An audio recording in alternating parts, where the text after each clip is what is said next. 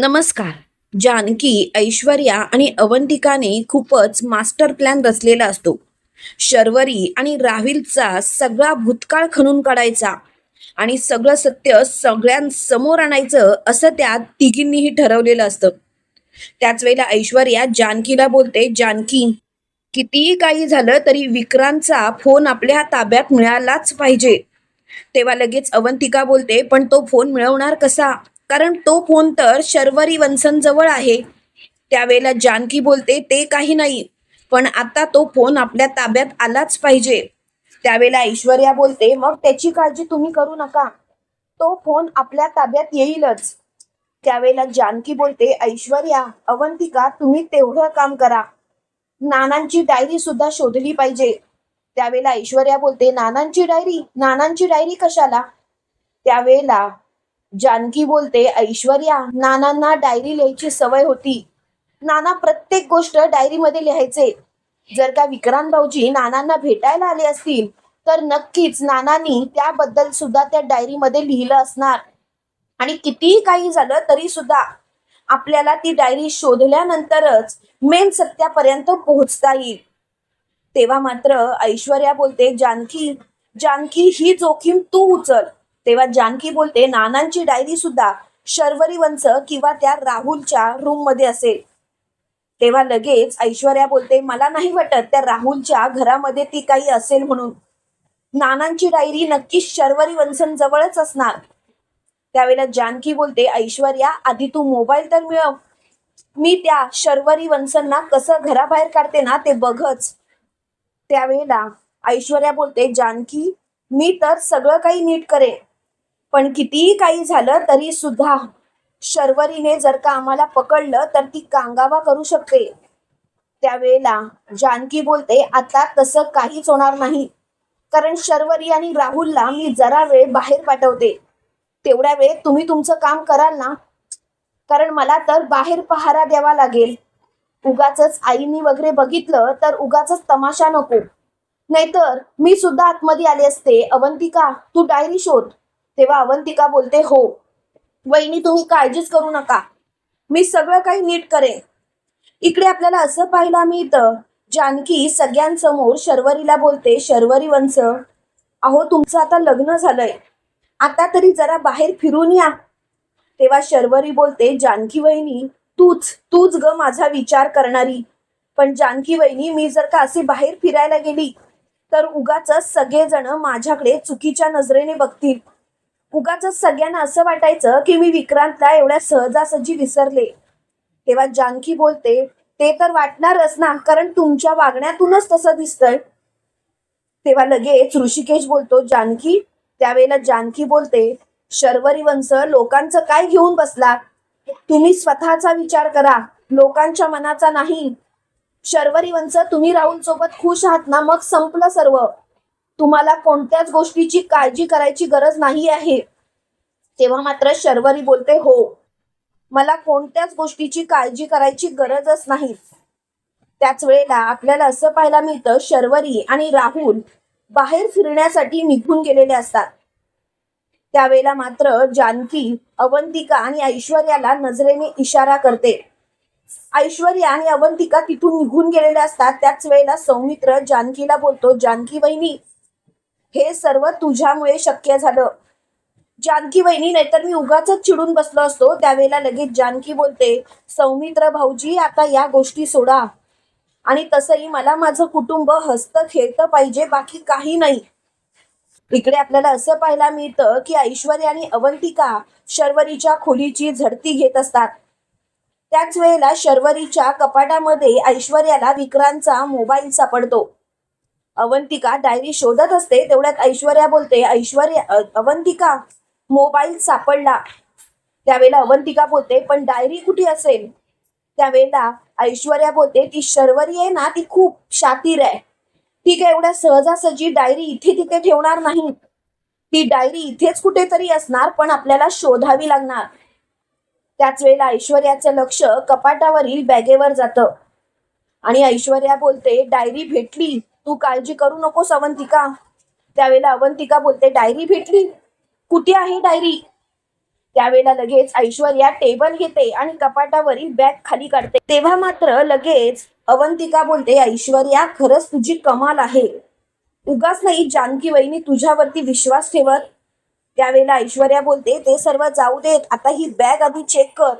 आणि अवंतिका लगेच ती बॅग उघडून बघत असते. बाहेर जानकी पहारा देत असते आणि त्याच वेळेला जानकीचं लक्ष समोरून येणाऱ्या राहुल आणि शर्वरीकडे गेलेलं असतं. त्यावेळेला मात्र जानकीने लगेच ऐश्वर्याला मेसेज केलेला असतो. पण त्याच वेळेला जानकी खूपच घाबरलेली असते. जानकी स्वतःशीच बोलते, बापरे, यांनी जर का बघितलं तर उगाचच कांगावा करतील. म्हणून जानकी त्यांच्या दिशेने जाते आणि म्हणते, काय झालं, तुम्ही फिरायला गेला होतात ना, ते काही नाही, तुम्ही का आलात परत. त्यावेळेला शर्वरी बोलते, वहिनी वहिनी अगं माझा मोबाईल आत राहिलाय. त्यावेळेला लगेच मोठ्यानी जानकी बोलते, शर्वरी वंश, अहो काय करायचं आहे तो मोबाईल. अहो तुमच्या सोबत तुमचा राहुल आहे, त्याच्यासोबत वेळ घालवण्यासाठी तुम्ही बाहेर जाताय ना, उगाचच कशाला डिस्टर्ब करायला तो मोबाईल पाहिजे. बरोबर की नाही राहुल, तूच सांग. त्यावेळेला राहुल काही बोलणार तेवढ्या शर्वरी बोलते, अगदी बरोबर बोलतेस तू वहिनी, माझ्या तर ही गोष्ट लक्षातच आली नाही आणि तसंही मला राहुल सोबत वेळ घालवायचाच आहे. त्यावेळेला जानकी बोलते, मग मग कशाला वेळ घालवताय. अहो मी तुमच्यासाठी एवढं प्लॅन रचला आणि तुम्ही मात्र, तुम्हाला काही गोष्टी कळतच नाही तर शर्वरी वंश, आता जा बघू. तेव्हा शर्वरी बोलते, हो हो हो जाते जाते. अगं असं काय करतेस, मला असं का वाटतं की तू मला इथून घालवण्याचा प्रयत्न करतेस. त्यावेळेला जानकी बोलते, जाऊ दे शर्वरी वंश, तुम्हाला जे काही करायचं आहे ना ते करा, जा तुमचा मोबाईल घेऊन या. मी तर तुमचाच विचार करत होते, पण तुम्ही मात्र उगाचच माझ्यावरतीच टपला आहात. तेव्हा राहुल बोलतो, शर्वरी अगं काय असं करतेस, जानकी वहिनीमुळे तर आपलं लग्न झालं आणि तू जानकी वहिनीवरतीच संशय घेतेस. त्यावेळेला शर्वरी बोलते, नाही मी संशय वगैरे नाही घेत आहे, चुकलं माझं, मला माफ कर. आणि लगेच राहुल आणि शर्वरी तिथून निघून जातात. तेव्हा जानकी मोठा श्वास घेते आणि स्वतःशी बोलते, बाप रे, कमाल आहे खरंच, आज तर वाटच लागली असती, पुरती मरता मरता वाचलो आम्ही. इकडे अवंतिका बॅग चेक करत असते आणि बॅगेच्या तळाशी मात्र नानांची डायरी अवंतिकाला सापडते. त्यावेळेला अवंतिका बोलते, ऐश्वर्या डायरी सापडली. त्यावेळेला ऐश्वर्या बोलते, चल आता निघूया आपण. आणि ऐश्वर्या ती बॅग कपाटावरती टाकते. इकडे बाहेर ऐश्वर्या आणि अवंतिका आलेले असतात. त्यावेळेला जानकी बोलते, काय झालं, अगं बोला ना, काय झालं, सगळं सापडलंय का. त्यावेळेला ऐश्वर्या आणि अवंतिका एकमेकींकडे बघत असतात. जानकीला असं वाटतं की काहीच सापडलं नाही, म्हणून जानकी बोलते, म्हणजे हा प्लॅन सुद्धा फसला. तेवढ्यात ऐश्वर्या बोलते, जानकी मिशन कम्प्लीट. हे ऐकल्यानंतर जानकी बोलते, काय म्हणजे तुम्हाला मोबाईल आणि डायरी सापडली. त्यावेळेला ऐश्वर्या बोलते, हो. आणि हे ऐकल्यानंतर मात्र जानकीला धक्का बसतो. त्यावेळेला लगेच मोठ्यानी ऐश्वर्या बोलते, काय झालं जानकी. त्यावेळेला जानकी बोलते, ऐश्वर्या मला असं मनातून कुठेतरी वाटत होतं की शर्वरी वंशांकडे या वस्तू सापडणार नाही, पण नाही, आता मात्र खात्री पटली. शर्वरी वंश स्वतःच्या वडिलांना सुद्धा मारू शकतात, एवढ्या खालच्या थराला जाऊन वागू शकतात. ज्या वडिलांनी आपल्याला लहानाचं मोठं केलं, आपलं पालन पोषण केलं, त्या वडिलांना मारताना शर्वरी वंशांना काहीच कसं वाटवलं नाही. त्यावेळेला लगेच मोठ्याने अवंतिका बोलते, सोडा ना जानकी वहिनी, आपण तर बघितलंय ना सगळं, शर्वरी वंश कशा वागतात त्या, आणि शर्यूताईंकडून तर अपेक्षा करण्याची गरजच नाहीये. मी तर म्हणते आत्ताच्या आता शर्वरी ताईंना घराबाहेर काढा. त्यावेळेला लगेच मोठ्यानी जानकी बोलते, नाही ते शक्य नाहीये, आता आपण काहीच करू शकत नाही, कारण आपल्याकडे पर्यायच नाहीये. त्यावेळेला लगेच ऐश्वर्या बोलते, जानकी तुझ्या रूम मध्ये चल, आपण तिथेच जाऊन या गोष्टी चेक करूया. इकडे आपल्याला असं पाहायला मिळतं, जानकी, ऐश्वर्या आणि अवंतिका जानकीच्या बेडरूम मध्ये आलेले असतात. त्यावेळेला जानकी नानांची डायरी उघडते आणि त्या डायरीमध्ये स्पष्ट लिहिलेलं असतं, शर्यू शर्यू एक नंबरची खोटारडी आहे, शर्यूवरती कुणीही विश्वास ठेवू नये, तिनेच विक्रांत रावांचा विश्वासघात केला. विक्रांतसारखा जावई मिळायला नशीब लागतं, पण हिने मात्र फसवलंय. हिला एकही पैसा मिळता कामा नये, कारण ही पैशासाठीच फक्त इथे आली आहे. एवढं सगळं वाचल्यानंतर जानकीच्या पायाखालची जमीनच सरकते. जानकी बोलते, याचा अर्थ शर्वरी वंशनी आपल्या विक्रांत भाऊजींना तर मारलं, पण नानांना सुद्धा त्यांनीच मारलं. आता मात्र शर्वरी वंशंना या प्रश्नाचं उत्तर द्यावंच लागेल, आणि त्यासाठी मात्र मी त्यांना कधीच माफ करणार नाही. त्यावेळेला लगेच मोठ्यानी ऐश्वर्या बोलते, जानकी तू फक्त बोलतेस, पण ती शर्वरी आहे ना, तिच्या बोलण्यामध्ये तुला गुंतवून ठेवते. जानकी तुला काही गोष्टी कळतच नाहीये, तू काय वागतेस ते. तेव्हा मात्र जानकी बोलते, ऐश्वर्या शांत हो, यापुढे मी त्या मुलीच्या बोलण्यात अजिबात येणार नाही. त्यावेळेला अवंतिका विक्रांतचा मोबाईल चेक करते आणि विक्रांतच्या मोबाईलमध्ये शर्वरी आणि विक्रांतचं बोलण्याचं रेकॉर्डिंग असतं. त्यावेळेला विक्रांत शर्वरीला म्हणत असतो, शर्वरी तू माझा विश्वासघात केलास.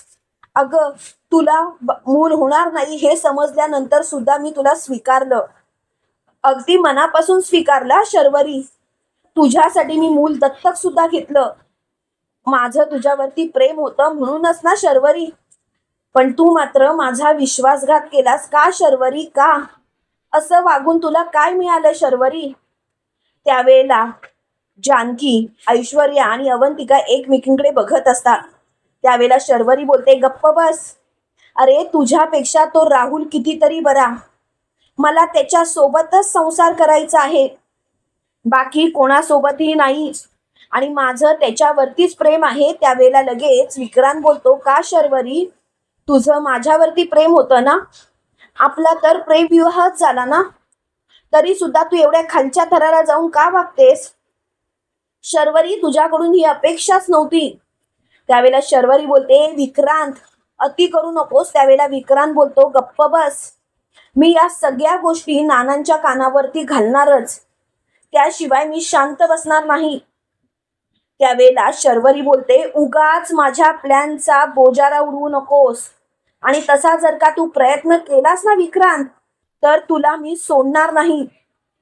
त्यावेळेला विक्रांत बोलतो, तुझ्या या अशा पोकळ धमक्यांना मी घाबरत नाही. मला या धमक्या द्यायच्या नाहीत. त्यावेळेला मात्र शर्वरी बोलते, मी धमकी नाही देत आहे, मी जे काही आहे ना ते खरं सांगतेय.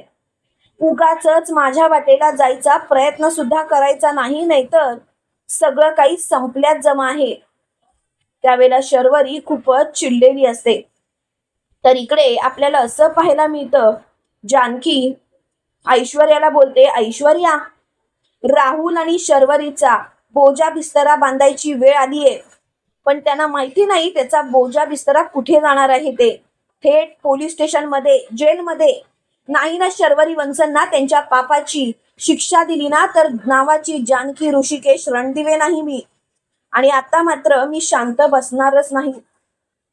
कितीही काही झालं तरी सुद्धा मी एकेकाला धडा शिकवणारच. त्यावेळेला ऐश्वर्या बोलते, जानकी आपण जरा शांत राहूया का? मला असं वाटतं जानकी की आपण जरा नीट विचार करूया, कारण आपल्याकडे दुसरा पर्यायच नाहीये. आपण आहे ना वाट बघूया शर्वरी चूक करायची, कारण आता जरी आपण काही सांगायला गेलो ना तरी शर्वरी कांगावा करेल, आणि मेन म्हणजे आईंना त्यांच्या बोलण्यात गुंतवेल. त्यावेळेला लगेच अवंतिका बोलते, जानकी वहिनी ऐश्वर्या बरोबर बोलतीये. त्यावेळेला जानकी बोलते, मग काय करायचं, आपण शांतच राहायचं का? मला नाही जमणार हे. त्यावेळेला अवंतिका बोलते, आपल्याकडे पर्याय तर नाहीच आहे, आपल्याला शांत तर राहावंच लागणार. आणि खरं सांगू का, मला तर असंच वाटतंय आता की कितीही काही झालं तरी शर्वरी वंशंना चूक करू देत. शर्वरी वंशंनी एकदा चूक केली ना की आपण त्यांना त्यांच्या पापाची शिक्षा देऊच, पण त्यांचं सत्य त्यांच्या तोंडूनच आईंना सांगू दे. त्यावेळेला जानकी खूपच रडायला लागते. त्यावेळेला ऐश्वर्या बोलते, काय झालं जानकी, प्रत्येक वेळेला तू अगदी खमकी असतेस आणि आता मात्र अशी कोलमडलेस. तेव्हा लगेच जानकी बोलते, मग काय करू ऐश्वर्या, तूच सांग ना. ऐश्वर्या, शर्वरी वंशंचं जेव्हा हे सत्य आईंसमोर येईल तेव्हा तर आई खचतील. अगं, स्वतःच्या बापाला मारणारी ही मुलगी ताठ मानेने आपल्या घरात वावरते, हे जेव्हा आईंच्या समोर येईल तेव्हा आई पूर्णपणे हादरतील. तेव्हा लगेच ऐश्वर्या बोलते, हो, हे तर होणारच आहे आणि हे आपण टाळू शकत नाही जानकी. मग तू या गोष्टीचा विचार का करतेस? जानकी, प्लीज या गोष्टीचा विचार नको करूस. त्यावेळेला जानकी बोलते, ऐश्वर्या, तुला वाटतंय तेवढं सोपं नाहीये हे. ऐश्वर्या, किती काही झालं तरी सुद्धा आपल्याला काहीतरी केलं पाहिजे. तेव्हा ऐश्वर्या बोलते, जानकी सॉरी, मी आता काहीच करू शकत नाही, कारण मला त्या शर्वरीचा खरा चेहरा माहिती आहे. आणि तरी सुद्धा जर का तू तिची बाजू घेण्यासाठी मला सांगत असशील तर मी तिची बाजू घेणार नाही. त्यावेळेला मात्र मोठ्यानी जानकी बोलते, नाही ग, मी तुला तिची बाजू वगैरे घ्यायला सांगतच नाहीये. फक्त एक गोष्ट लक्षात ठेव, कितीही काही झालं तरी सुद्धा आपल्याला लवकरात लवकर या सगळ्या गोष्टींचा नीट विचार करावाच लागेल. त्यावेळेला शर्वरी मात्र इकडे खूपच खुश असते. ती राहुलला म्हणत असते, राहुल राहुल, सगळं आपल्या मनासारखं झालं, शेवटी आपण जिंकलो. त्यावेळेला राहुल बोलतो, असं तुला वाटतंय, पण मला मात्र कुठेतरी डाऊट आलाय. त्यावेळेला लगेच शर्वरी बोलते, कसला डाऊट? त्यावेळेला राहुल बोलतो, ती जानकी आहे ना, ती शांत बसण्यातली नाही हा. ती काही ना काहीतरी करणार, पण आपल्याला मात्र तोंड घशी पाडणार. त्यावेळेला मोठ्यानी शर्वरी बोलते, गप्प बस रे राहुल, असं काही होणार नाही. आणि कितीही काही झालं तरी सुद्धा आता सगळ्या गोष्टी नीट पार पडणार. आता आता आपल्या बाजूनेच सगळं काही नीट होणार. त्यावेळेला लवकरात लवकर राहुल बोलतो, बस, आता मात्र मला या गोष्टीचा विचारच करायचा नाहीये. शर्वरी, आपण आपल्या आयुष्याला नव्याने सुरुवात केली, तेवढंच खूप आहे. तेव्हा मात्र शर्वरीला खूपच बरं वाटत असतं. तुम्हाला काय वाटतं मित्रांनो, खरोखर शर्वरीचा खरा चेहरा जानकी सर्वांसमोर आणेल का? कमेंट करून नक्की कळवा. आणि असेच मालिकेंचे नवनवीन अपडेट पाहण्यासाठी व्हिडिओला लाईक आणि चॅनलला सबस्क्राईब करायला विसरू नका. थँक्यू.